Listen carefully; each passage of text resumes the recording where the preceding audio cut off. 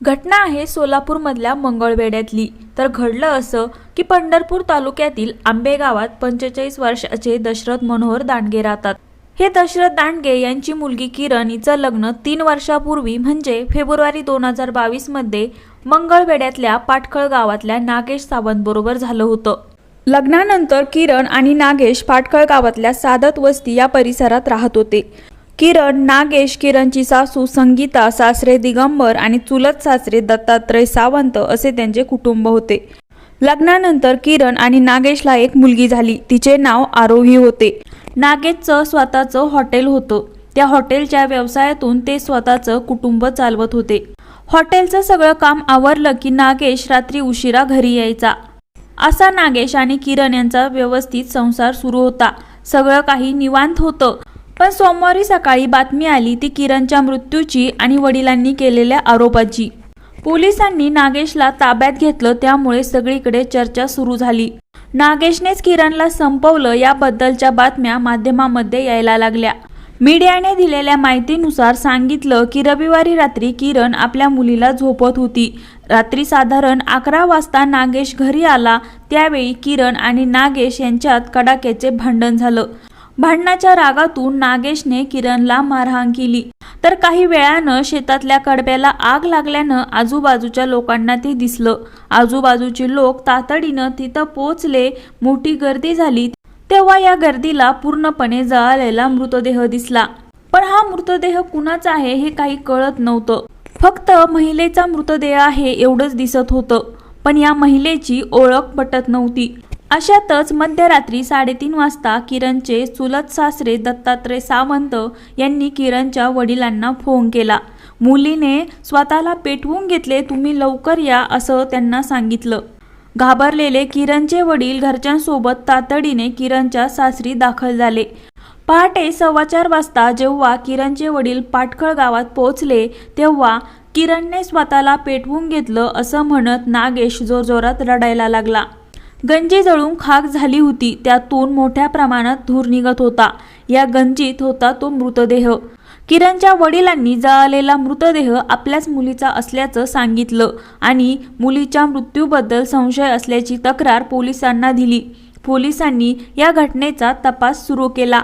नागेशला ताब्यात घेतलं। नागेशला अटक झाल्याची चर्चा सगळ्या गावात सुरू झाली। पण या महिलेचा मृतदेह मोठ्या प्रमाणात जळाला असल्यामुळे त्याची ओळख पटवण्याचं आव्हान पोलिसांसमोर होतं। त्यामुळं मृतदेह फॉरेन्सिक तपासणीसाठी सोलापूरला पाठवण्यात आला होता। माझ्या मुलीला कुणी आणि का मारलं याची चौकशी करा। किरणचा संपूर्ण पुरावा नष्ट करण्यासाठी तिचा मृतदेह जळण्याचा प्रयत्न करण्यात आलाय असे आरोप किरणच्या वडिलांकडून आणि इतर कुटुंबियांकडून करण्यात आले। पोलिसांना हे सगळं नागेशनंच केलं का? केलं असेल तर का केलं असेल? नागेश म्हणतो तसं किरणने स्वतःला पेटवून घेतलंय का? अशा अनेक प्रश्नांची उत्तरं शोधायची होती। यासाठी त्या मृतदेहाची पक्की ओळख पटणं खूप गरजेचं होतं। पोलिसांनी आपल्या पद्धतीने या घटनेचा तपास सुरू ठेवला।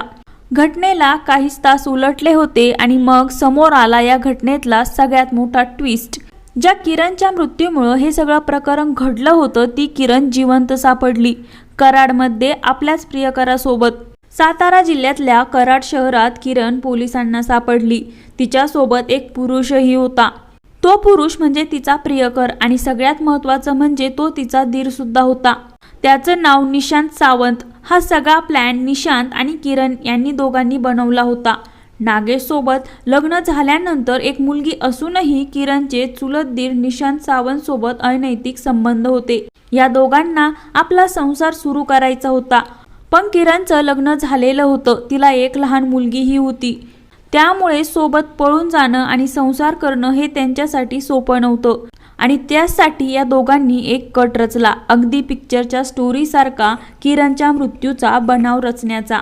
किरण आणि निशांत यांनी पंढरपूर परिसरात फिरणाऱ्या एका महिलेला पकडलं आणि तिला एका अज्ञात स्थळी घेऊन गेले आणि तिथे तिची गळा दाबून हत्या केली। त्यानंतर या महिलेचा मृतदेह त्यांनी कडब्याच्या गंजीत टाकून दिला आणि रात्री ती गंजी पेटवून दिली आणि त्यानंतर निशांत किरणला घेऊन सांगोलेला गेला। पुढे त्याने किरणला साताऱ्याकडे जाणाऱ्या गाडीत बसवून दिलं आणि आपल्यावर कुणाचा संशय येऊ नये म्हणून स्वतः गावात परत आला। सोमवारी सकाळी जेव्हा किरणच्या घरचे, सावंत कुटुंबातले लोक, गावकरी जमले तेव्हा निशांतही त्यांच्या दुःखात सहभागी झाला होता। एवढंच नाही तर त्याने आपल्या भावाचं म्हणजे नागेशचं सुद्धा सांत्वन केलं होतं। इकडे किरणच्या कुटुंबियांनी नागेशवर आरोप केले होते। पोलिसांनी त्याला ताब्यात घेतलं, पण या प्रकरणाचा उलगडा झाला कसा? पोलिसांनी दिवसभर नागेशची चौकशी केली तेव्हा तो म्हटला, माझा या प्रकरणामध्ये काही संबंध नाहीये, मी निर्दोष आहे। यानंतर पोलिसांनी गावात नेमकं काय घडलं याची विचारपूस करायला सुरुवात केली तेव्हा त्यांना एक महत्त्वाची माहिती मिळाली। जेव्हा किरण व निशांत त्या भटक्या महिलेला कडव्याच्या गंजीत टाकून देत होते आणि पेटवून देत होते तेव्हा गावातल्या काही लोकांनी त्यांना पाहिलं होतं। त्यानंतर आजूबाजूच्या लोकांनी कडब्याला आग लागलेलं पाहिलं, पण त्यांना कुणाच्याच ओरडण्याचा आवाज आला नाही। जर नागेशने किरणला पेटवून दिलं असतं तर ती ओरडली असती, ही शंकाही उपस्थित होणं स्वाभाविक होतं। आणि जरी तिने स्वतःला पेटवून घेतलं असतं तरी ती ओरडली असती। त्यामुळे याबद्दल पोलिसांच्या शंका वाढत गेल्या व त्यांनी शोध घ्यायला सुरुवात केली। त्यानंतर किरण तिच्या प्रियकरासोबत निशांत सोबत सापडली आणि या सगळ्या प्रकरणाचं सत्य बाहेर आलं। आता किरण व निशांत पोलिसांच्या ताब्यात असून त्यांची चौकशी चालू आहे।